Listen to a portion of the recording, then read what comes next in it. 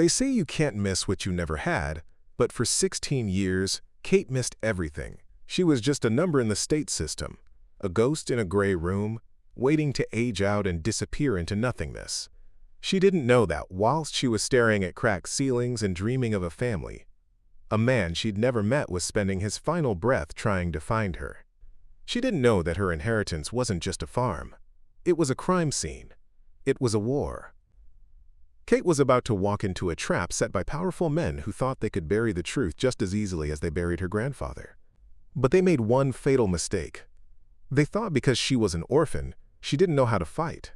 They were about to learn that when you have nothing to lose, you're the most dangerous person in the room.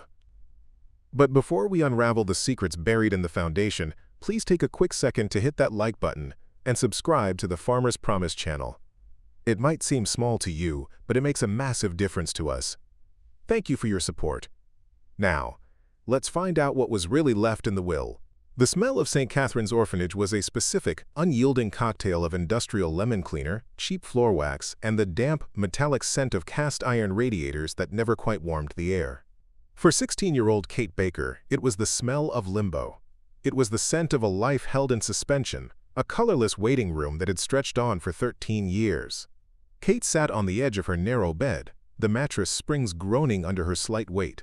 Her room, if one could call a space shared with 3 other girls and partitioned by thin, beige drywall a room, was a study in gray. The walls were a scuffed institutional gray, the linoleum floor was a speckled, cold gray, and the sky beyond the single wire mesh reinforced window was a relentless Ohio winter gray. She was packing, a ritual she had performed enough times to do it blindfolded. There wasn't much to pack. Her life fit into a single, battered canvas duffel bag. She folded a few threadbare t-shirts, smoothing out the wrinkles with the flat of her hand, treating the cheap fabric with a care it didn't deserve. She packed 2 pairs of jeans that were beginning to fray at the hems, the denim soft and white at the knees. She packed a sketchbook filled with charcoal drawings of places she had never been, mountains, oceans, houses with smoke curling from chimneys, places where people stayed. Finally, she reached under her pillow for her one true possession. It was a photograph, warped by humidity and time, the corners soft and white from years of being held like a talisman. It showed a man standing in front of a red tractor, squinting against a bright sun. He was wearing denim overalls and a cap pulled low, but his smile was visible, a crooked, easy grin that seemed to reach out of the glossy paper.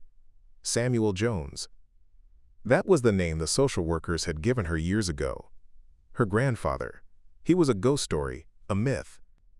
He was the only proof she had that she hadn't simply materialized out of thin air. "Kate?" The voice came from the doorway, startling her. It was Ruth Taylor, her caseworker. Ruth was different from the others.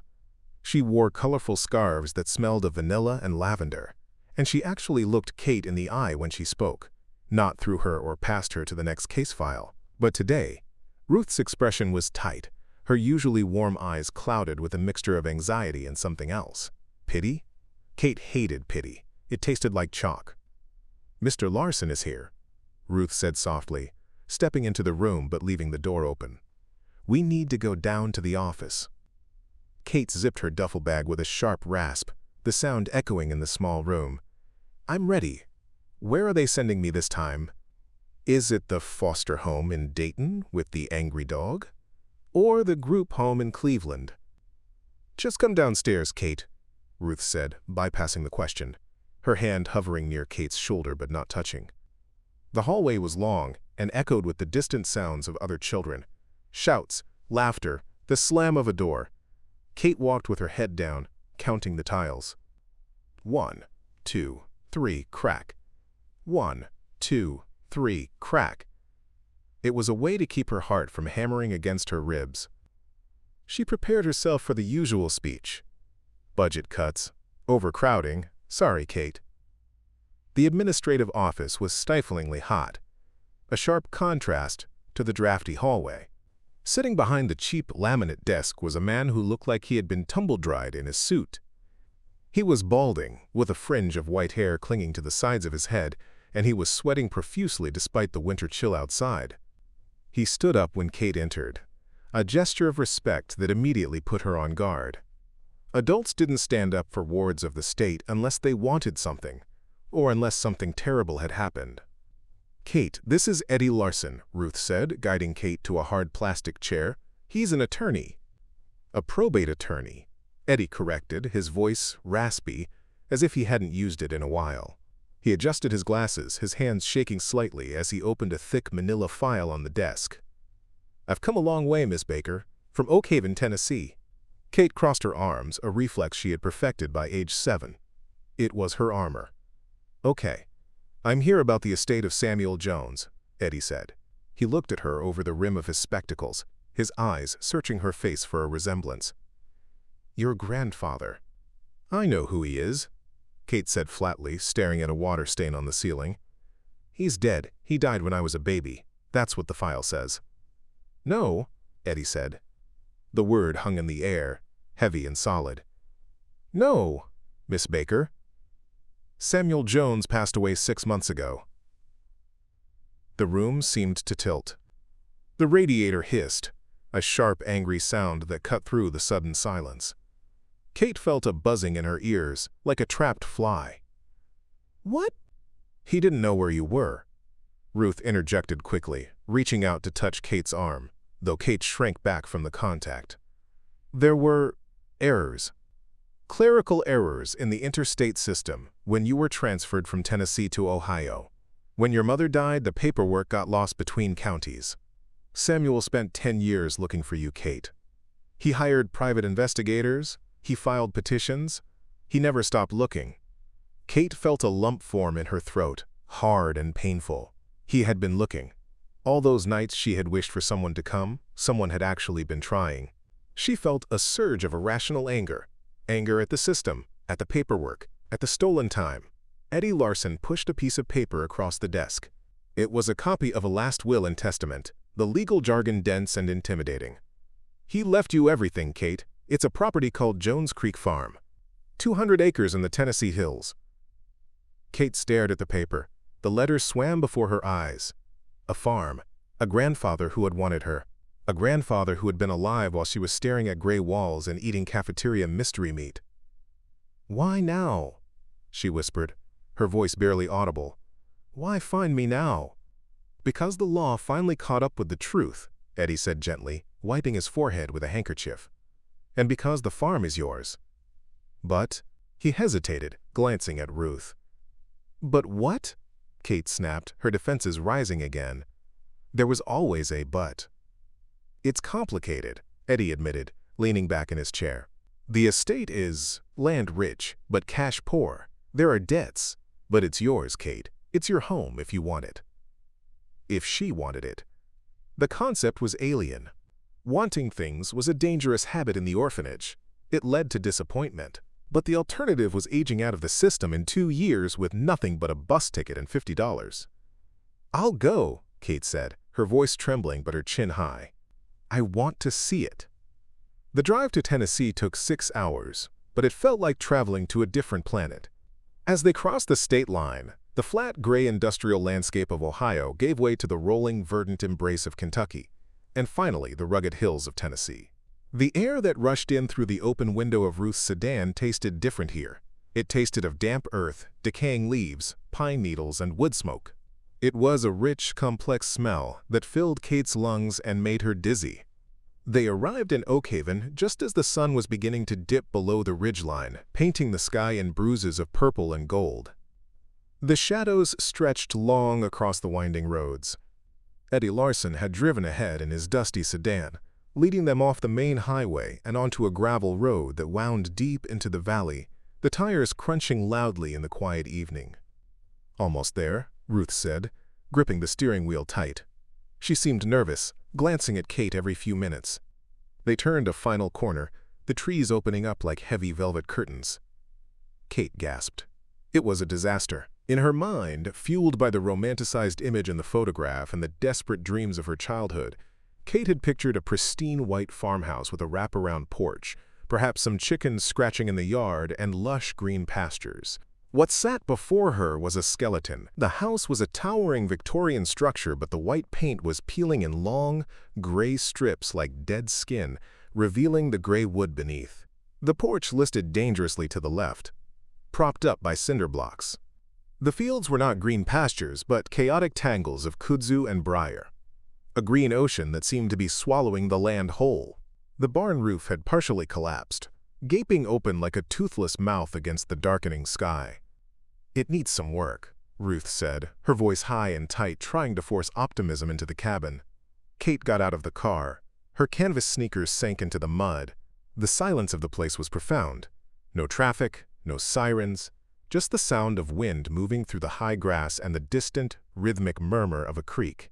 It felt abandoned. It felt dead. "Welcome to Jones Creek," Eddie Larson said, stepping out of his car and wiping his forehead again. He looked smaller here, dwarfed by the looming ruin of the house. "I know it looks rough." "Rough?" Kate kicked a rotting fence post. It crumbled under her toe, wood lice scattering from the decay. "It looks like a ruin. It looks like nobody has lived here in 20 years. Before Eddie could respond, the sound of a powerful engine cut through the quiet. A sleek, black pickup truck, polished to a mirror shine that reflected the setting sun, crunched up the driveway. It looked utterly out of place, like a spaceship landing in a swamp. A man stepped out. He was tall, wearing a crisp button-down shirt tucked into expensive jeans and cowboy boots that looked like they had never seen a day of work. He smelled of expensive cologne and leather, a sharp, chemical scent that overpowered the wood smoke. "Mr. Larson?" the man said, his voice smooth like oiled wood. He turned his gaze to Kate.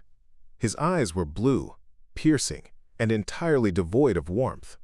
They assessed her like she was livestock. "And this must be the heiress." "Richard," Eddie said, his posture stiffening. "This is Kate Baker, Samuel's granddaughter." "Richard Dalton," the man said, extending a manicured hand. Kate didn't take it. He didn't seem offended. He just smiled. A thin, tight smile that didn't reach his eyes. "I own the Dalton Resort, just over the ridge. Samuel and I were neighbors." "What do you want?" Kate asked, her voice rasping slightly. "Direct. I like that." Dalton gestured to the house with a sweeping motion. "I'm here to save you, Kate. Look at this place. It's a money pit. Samuel was a good man, but he lost his grip on reality years ago. He let this place rot." "And? Dalton continued, stepping closer, looming over her. "There's a tax lien on this property. $40,000 in back taxes. If it's not paid in 90 days, the county auctions it off. You lose it all. The state takes it." Kate felt the air leave her lungs. 40,000? It was an imaginary number. She had never held more than $20 in her hand at one time. "I'm prepared to make you an offer," Dalton said, pulling a folded document from his back pocket. "I'll pay the taxes, I'll take the deed, and I'll give you $10,000 cash. You can walk away, start a life, go to college. No debt, no rotting house, no burden." Ruth stepped forward, protective instinct kicking in. "Mr. Dalton, she's been here 5 minutes. Give her time." "Time is money," Dalton said, his eyes still fixed on Kate, ignoring the social worker entirely. "This place is a sinking ship, little girl. Take the life raft." Kate looked at the house. It was terrifying. The windows looked like dark, empty eyes staring back at her. $10,000 was a fortune. She could go to California. She could disappear. It was the smart choice. It was the survivor's choice. Why fight for a ruin? Kate started, the word catching in her throat. "Think about it," Dalton said. He placed his card on the hood of Ruth's car. It was heavy stock, embossed. "I'll be back tomorrow." That night, Ruth set up a sleeping bag in the living room, afraid to use the bedrooms upstairs until they checked the structural integrity. Kate, however, couldn't sleep. The house groaned in the wind, settling into its foundation. It sounded like the house was breathing, a slow, raspy inhalation. Armed with a flashlight, Kate crept up the stairs. The wood creaked loudly under her feet, announcing her presence to the ghosts. The air upstairs was thick with dust, but underneath the mustiness there was a smell of old tobacco and cedar. She found the master bedroom. It was surprisingly tidy, as if the occupant had just stepped out. On the bedside table, next to a lamp with a cracked shade, sat a heavy leather-bound book.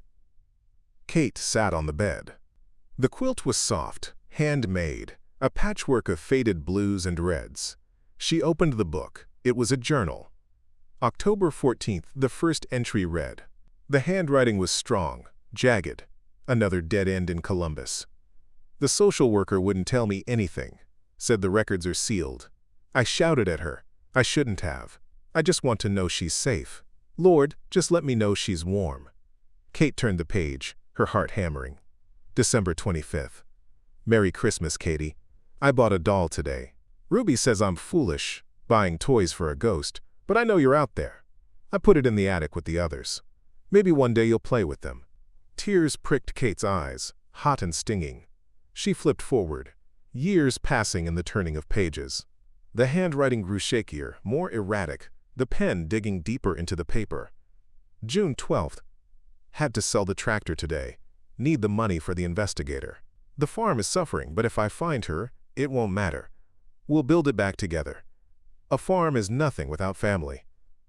And then, the final entry, dated 6 months ago. The ink was blotchy, as if the writer had been in pain or crying. I am tired, Katie. The sickness is deep in my bones now. Dalton came by again.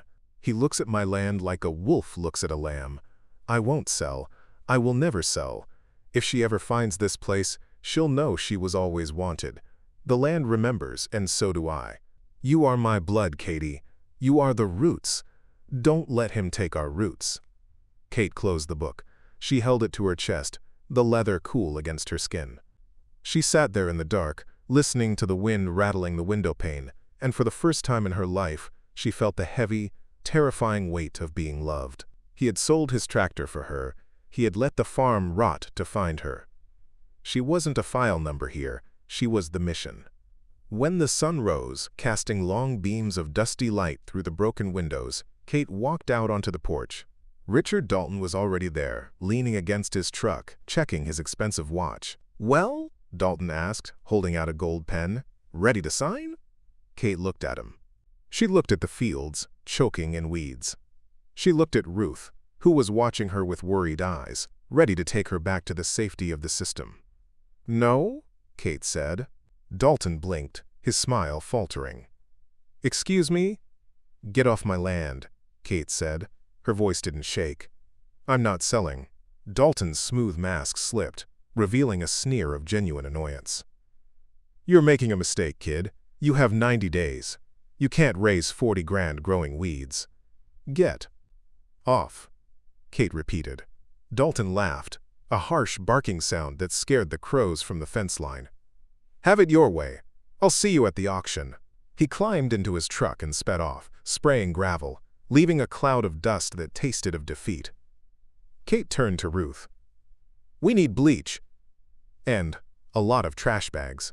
The reality of Kate's decision hit her roughly around noon on the second day.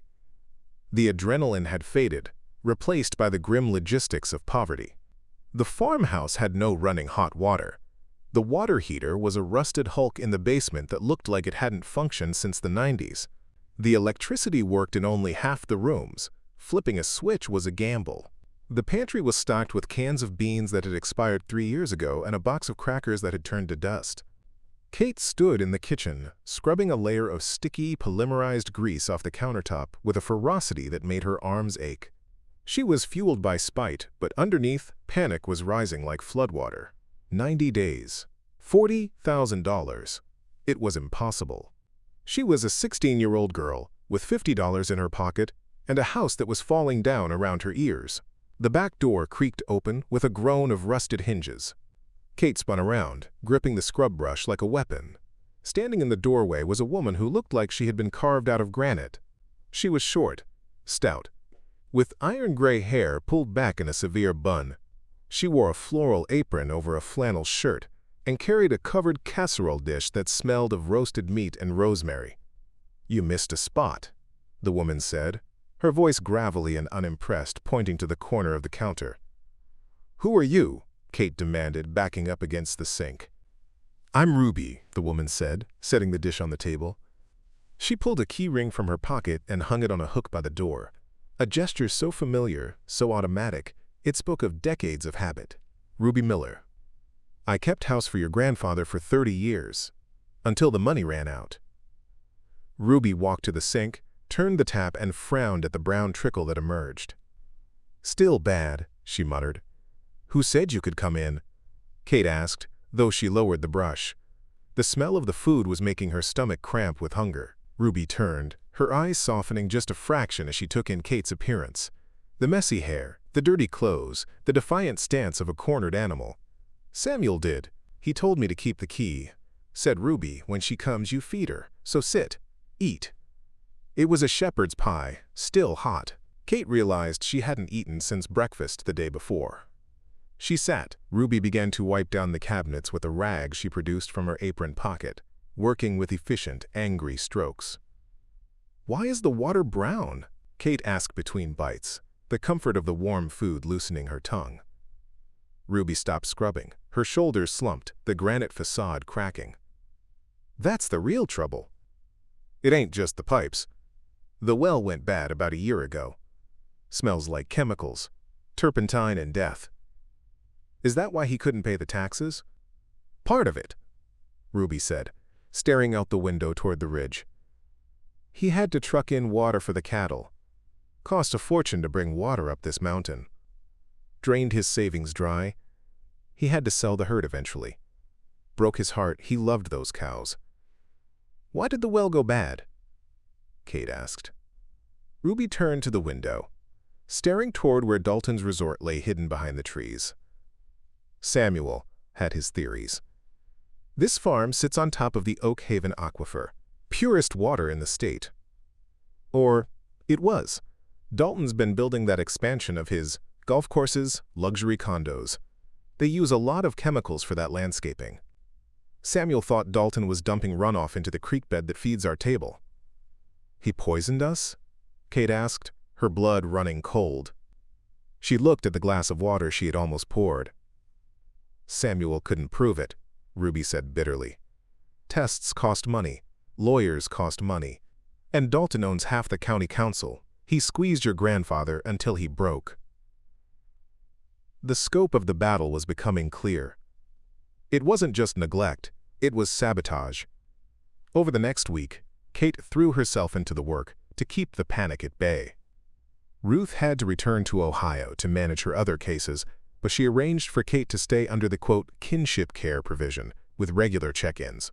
Kate was alone with Ruby, the house, and the ghosts. She needed allies. She needed money. She went into town. Oak Haven was a single main street of brick storefronts that smelled of rain and diesel. She felt the eyes on her, the stranger, the orphan, the girl living in the haunted house. She walked into the veterinary clinic, clutching a flyer for farm hands wanted she intended to post, though she couldn't pay anyone. Behind the counter was a woman in her late 20s with kind eyes and a stethoscope around her neck. This was Sarah Jenkins. "Can I help you?" Sarah asked, looking up from a chart. "I'm Kate Baker," Kate said, her voice tight. "I'm staying at the Jones place." The reaction was immediate. Sarah dropped her clipboard. It clattered loudly on the floor. "Samuel's granddaughter?" "Yes." Sarah came around the counter and, to Kate's shock, hugged her. It was a fierce, genuine embrace that smelled of antiseptic and animal fur. "He talked about you every time he came in. He showed me that picture of you." "He did?" Kate stammered, stiffening. "Kate," Sarah said, pulling back, her eyes wet. "Your grandfather paid for my vet school, anonymous scholarship. I only found out it was him when I graduated. He's the reason I'm here. He's the reason I'm a doctor. If you need anything, anything at all, you tell me." "I need to save the farm," Kate said, feeling a sudden surge of emotion. "And I don't know how to farm." Sarah smiled, wiping her eyes. "I know people." 2 days later, the barn raising happened. It started with Sarah's truck, but soon, other trucks followed, rumbling up the driveway in a convoy of rusty steel. Walter Hart, A man in his 80s with skin like leather and hands the size of shovels arrived with a tractor. Members of the local 4-H club, teenagers Kate's age, spilled out of a van carrying tools. "Samuel Jones loaned me seed corn in the drought of '88, Walter said to Kate, tipping his grease-stained cap. "I'm here to pay the interest." They worked. For 12 hours, the farm was a symphony of activity. Hammers rang out like church bells. Saws buzzed. The smell of sawdust and fresh-turned earth replaced the smell of rot. They patched the barn roof. They cleared the front acre of kudzu, revealing the dark, rich soil beneath. They planted a crop of quick-grow radishes and winter greens, hoping for a fast harvest to sell at the farmer's market. Kate worked harder than she ever had in her life. She hauled lumber until her shoulders screamed in protest. She dug post holes until her hands were blistered and raw. But as she sat on the porch at sunset, eating potato salad served by Ruby and listening to the 4-H kids laugh about school, she felt something new. She felt part of a fabric. She wasn't floating anymore. She was tethered. But Richard Dalton was watching. From the ridge, through binoculars, he saw the life returning to the farm. The next morning, a county official arrived. He didn't look at Kate. He simply slapped a bright orange notice on the door. Child Protective Services investigation. Uninhabitable living conditions. Dalton. Ruby spat, reading the notice, her face twisting in anger. "He's trying to get you taken away. He knows he can't buy you, so he's trying to remove you." "The house is safe," Kate argued, her voice rising in panic. "We fixed the roof. We have food." "He's squeezing us," Ruby said grimly. That night, disaster struck. Kate woke to the sound of squealing and tearing metal. It was a chaotic, violent noise, followed by the heavy, pungent smell of animal musk drifting through the open window. She ran outside with a flashlight, the beam cutting through the darkness. The new fence around the garden that was their only hope for quick cash, had been breached. A herd of wild hogs was tearing through the soil, their tusks ripping up the delicate seedlings, destroying the irrigation lines. "No!" Kate screamed, running at them, waving her arms. "Get out! Get out!" Ruby ran out with a broom, shouting, but the damage was done. The hogs scattered into the woods, leaving behind a battlefield. The garden was a muddy ruin. The radishes, the greens, the hope, all churned into paste. In the morning light, Kate surveyed the destruction. She knelt by the fence post. It hadn't just fallen. The high-tension wire had been cut clean. She could see the silver shine of the fresh cut where pliers had bitten through. Kate sat in the mud, the cold seeping into her jeans. She put her head in her hands. The deadline was 2 weeks away. They had raised some money through a community potluck, $22,000. It was a miracle, a testament to how much the town loved Samuel. But it wasn't $40,000. And now, their crop was gone. "He wins," Kate whispered, the tears finally coming. They were hot and angry. "He has all the money and all the power. We just have dirt." Ruby stood over her. The older woman looked tired, her age showing in the gray morning light. "Samuel didn't think so." "Samuel is dead, Ruby," Kate shouted, the frustration finally boiling over. "And he left me a mess. He left me a war. One can't win." "He left you a legacy," Ruby shouted back, her voice cracking. "And he left you a clue." He kept saying it, right at the end, when the fever took him. "The truth is in the foundation. I thought he meant the Bible. I thought he meant family values." "It doesn't matter," Kate said, standing up and wiping mud from her face. "Wait," Ruby said. She pointed to the sky. Dark, anvil-shaped clouds were stacking up over the ridge, turning the day into night. A massive storm was coming. The air pressure dropped so fast Kate's ears popped. "The foundation." "What?" "The old homestead," Ruby said, her eyes widening. "The original cabin from the 1890s. It burned down 50 years ago, but the stone foundation is still there down by the creek. Samuel used to go down there to think. He said it was the only place Dalton couldn't see from his tower. The truth is in the foundation, Kate repeated. A chill that had nothing to do with the wind went up her spine. Grab a shovel, Ruby said. The storm hit with the force of a freight train. Rain came down in sheets, turning the world into a gray blur of water and noise. Thunder shook the ground, vibrating in Kate's chest. The creek was rising, the water brown and churning. Kate and Ruby were down by the creek, ankle-deep in freezing mud. The foundation of the old cabin was just a square of mossy stones, almost invisible in the overgrowth. "Where?"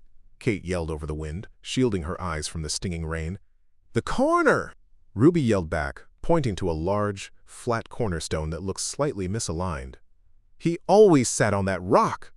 Kate jammed the shovel into the earth at the base of the stone. It hit something hard. Not rock. Metal.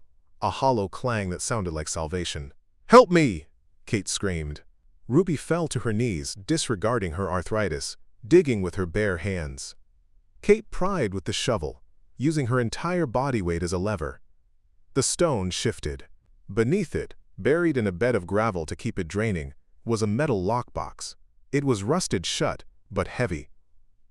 Kate grabbed it, clutching it to her chest like a baby. "Go!" "To the house!"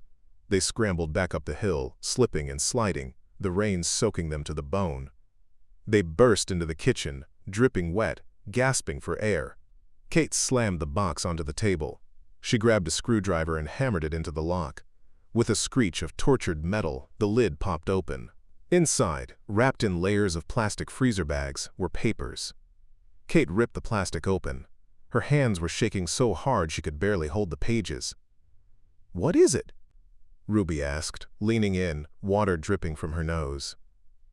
"Lab reports," Kate whispered.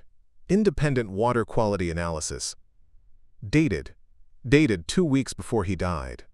She scanned the technical jargon. High concentrations of trichloroethylene, TCE, specific solvent markers consistent with industrial landscaping agents. Source identified as uphill runoff sector 4. There was a notebook, too. Samuel's handwriting. Saw Dalton's trucks dumping barrels at the ravine again last night. 3 a.m. Took photos. Rolls of film in the box. I have the proof. If I take this to the county now, Dalton will destroy it before the hearing. The sheriff plays poker with Dalton every Friday. The postmaster is his cousin. I can't trust anyone but the land. I have to wait for the state EPA investigators. I have to hide it where Dalton can't burn it. He hadn't been confused. He hadn't been senile. He had been building a case in a town where the corruption ran deep, and he had died before the state investigators arrived. "We have him," Kate said, looking up. Her eyes were burning. "We have him." The foreclosure auction was held in the basement of the county courthouse. The room smelled of wet wool, stale coffee, and dread. It was packed. The entire town seemed to be there. Walter Hart, Sarah Jenkins, the 4-H kids. They stood in the back, a silent wall of flannel and denim. Richard Dalton sat in the front row. He was wearing a fresh suit, looking bored. He checked his phone, tapping out a message, completely ignoring the tension in the room. He looked like a man who had already won. Commissioner Jackson, a man with a tired face and a heavy gavel, sat at the podium. "We are here to resolve the matter of the Samuel Jones estate. Outstanding tax liability, $40,000. Eddie Larson stood up. He looked different today. He had shaved, and his suit was pressed. He stood straighter. "Your Honor, we object to this proceeding." "On what grounds, Mr. Larson?" the commissioner asked, peering over his glasses. "The debt is valid." "The debt," Kate said, standing up. Her voice was clear, cutting through the murmurs.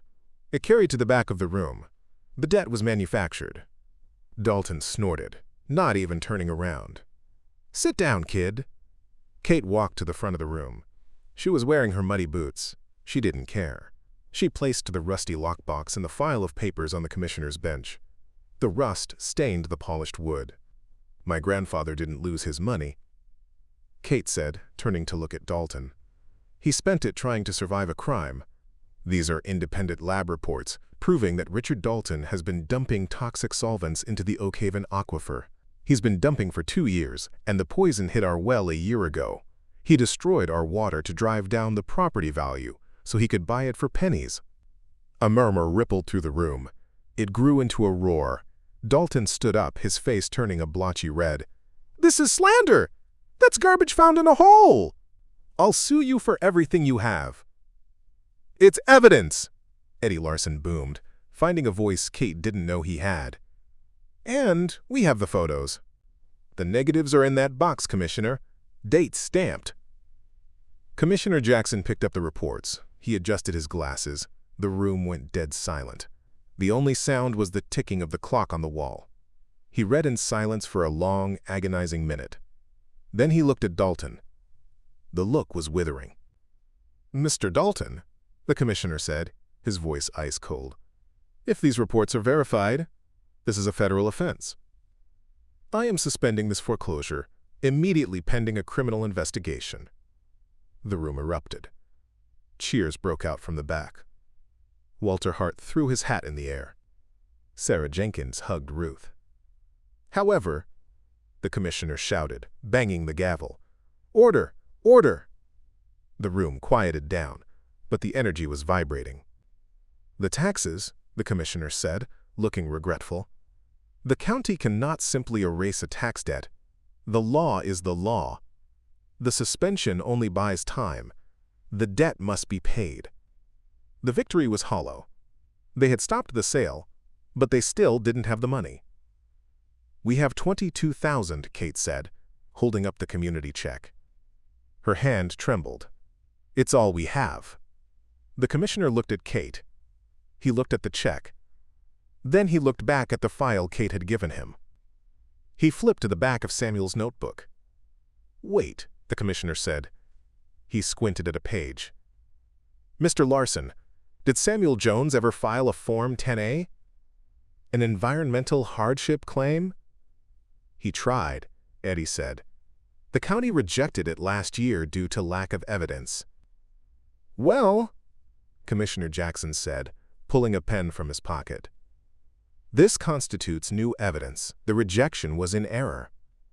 If the claim had been processed correctly, the county would have been liable for the cost of emergency water procurement." He did some quick math on a notepad. "Scratch, scratch, scratch. The reimbursement rate for 12 months of water trucking, plus interest." The commissioner scribbled. "It comes to $19,400. He looked up at Kate. "The county owes the estate $19,000, Miss Baker. I am authorizing an immediate credit transfer." Kate did the math in her head. 22,000 plus 19,000. It was 41,000. "We can pay," Kate whispered. "We can pay," Ruby shouted from the second row, her voice breaking. "Then I accept payment in full," Commissioner Jackson said, cracking a rare smile. Case closed. As the gavel came down with a final, resonant thud, the sheriff moved toward Richard Dalton. The slick developer wasn't looking so slick anymore. He was looking for a back exit, but the wall of farmers and townsfolk blocked his path. Kate didn't watch Dalton get arrested. She was too busy hugging Ruby. She was too busy crying into Sarah's shoulder. She was too busy feeling the weight of the last 13 years lift off her shoulders, leaving her lighter than air. 6 months later. The autumn air was crisp, smelling of fallen leaves, wood smoke, and damp earth. Jones Creek Farm was transformed. The house was a brilliant, fresh white. The porch had been leveled and reinforced, standing proud and straight. The garden, replanted and fenced with heavy-gauge steel, was bursting with late-harvest squash and pumpkins. Kate walked out to the edge of the field. She was 17 now. Her hair was longer, pulled back in a ponytail. Her hands were rougher, calloused from work, but strong. She felt the strength in her own body, a reflection of the land she stood on. She stood by a young oak tree she had planted the day after the trial. It was small, but its roots were digging deep, anchoring it to the soil. Ruby came out onto the porch, wiping her hands on her apron. "Dinner's ready. Sarah and Ruth are here. Walter brought pie." "Coming," Kate called back.